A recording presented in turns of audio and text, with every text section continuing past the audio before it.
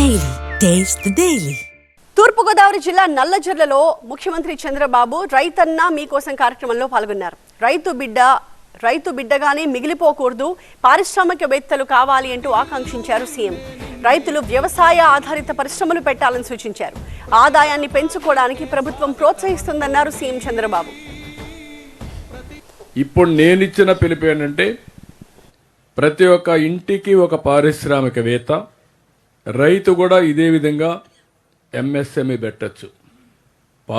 ఇప్పుడు 2 కోట్లు వస్తుంది, అది 5 కోట్ల తీసిపోయే మార్గం, దాన్ని 10 కోట్లు 20 కోట్లు పెంచుకుంటా పోయే మార్గం వర్కౌట్ చేయాలి. రెండోది, మీకు ఫార్మర్స్ ప్రొడ్యూసర్స్ ఆర్గనైజేషన్ పెడుతున్నాం. అంటే ఒక 10 మంది రైతులు కలిసి మీరు పండించే పంట మధ్యవర్తులు లేకుండా నేరుగా ఫ్యాక్టరీకి ఇవ్వడం కానీ, లేకపోతే కన్జ్యూమర్కి చేరవేయడం కానీ, లేకుంటే ఎక్స్పోర్ట్ చేయడం కానీ, అది కూడా మీరు చేసుకుంటే మీ ఆదాయం పెరుగుతుంది.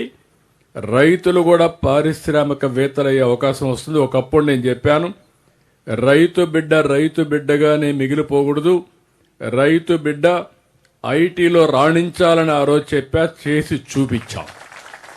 ఈ రోజు నేను మిమ్మల్ని కోరేది, ఆయన చూసిన తర్వాత నాకు ఆనందం కలిగింది. అందుకే చెప్తున్నా, మీలో చాలామంది ఎంకామ్లు, పిహెచ్డీలు లేకుంటే అనేక విధాలుగా చదువుకొని ఉన్నారు.